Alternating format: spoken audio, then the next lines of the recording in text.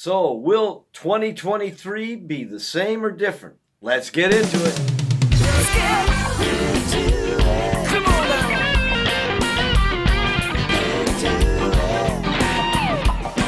Let's get into it. Welcome to Live Center Stage, your channel for discovering that it's never too late to improve your health and live your passion. So, it's that time of year again, the New Year's resolution. How many times have we said, this is the year I'm going to get in shape, only to fall short, give up, and feel like a failure again? The problem's not that we can't make a commitment. The problem is we don't have a plan.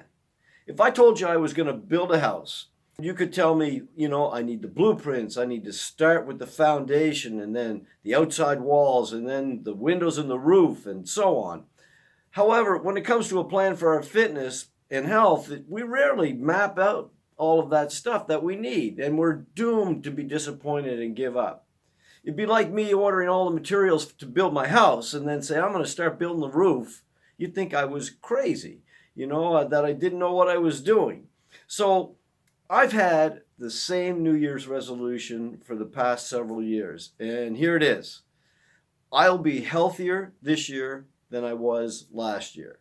And I can tell you that this goal is achievable. Along the way, I've developed many new habits that at first were, a bit uncomfortable and out of my normal routine. But introducing these new practices gradually through a series of small but planned small steps, eventually they become rewarding and fulfilling actions of my daily life. So how about trying this for your 2023 goal? Let's make this the year you become the CEO of your own health. First, you need to realize that you should only take on practices that you believe you can sustain forever. This is the most important step. Next, ask yourself, what goal do you want to reach before January 2024? And then you're going to work backwards from that goal and organize a step-by-step plan with a series of achievable milestones along the way. So next, you're going to break these steps into smaller and smaller achievable sub-goals.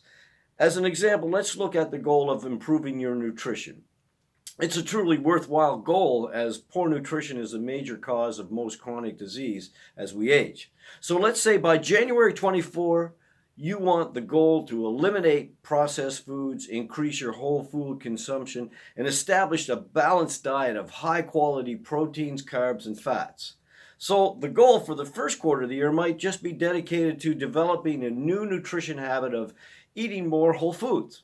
So the first month of that quarter might be just dedicated to expanding the quantity and variety of non-processed vegetables that we eat. So let's try that. Break that down further and have a goal of adding one serving of fresh vegetables to one evening meal during that first week in January. On week 2, maybe you're going to add fresh vegetables to 2 or 3 even meals. And finally, by the end of January, reach the goal of fresh vegetables at every evening meal. You might also take some time this first month to investigate tasty ways to prepare these fresh vegetables and to add flavor and health benefits.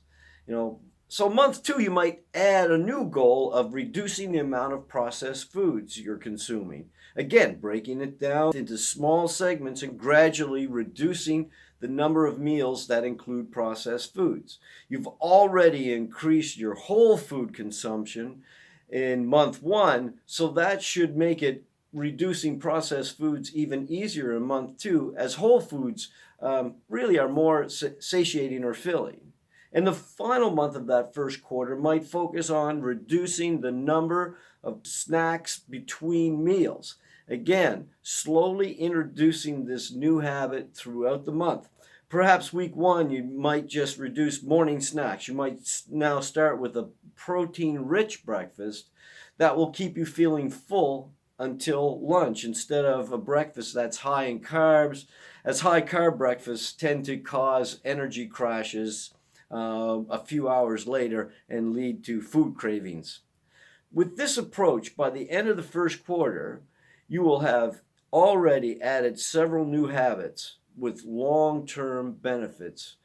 So now in April, May, and June, the second quarter, you might move on to becoming more aware of balancing fats, carbs, and protein and planning your meals to include these nutrients. Once again, educating yourself is a big part of this process. In quarter 3 and 4 of the year, additional habits can be focused on, with habits snowballing to result in improved health in 2023. You know, you can apply this approach to any nutrition, exercise, sleep, or social relationship goal. Just ask yourself, where do you want to be at the end of this year? And then work backwards, making a plan to build small successes along the way throughout the whole year. And you can get any of our Live Center Stage action plans free by going to the free guides link in the description below. And if you're interested in our coaching, there's also a link to set up a free consultation in the description in this video as well. By the way, we'll be posting more videos to support you on your journey to better health. So please click on the subscribe button and the notification bell so you'll always know when these new videos come out. The power of this gradual step-by-step approach throughout the year is that each new habit builds on the success you have achieved in the previous steps. And by the end of the year, you'll be healthier than you were at the start of the year. So, you know, you can get out there and live your center stage. And I'll see you in 2023.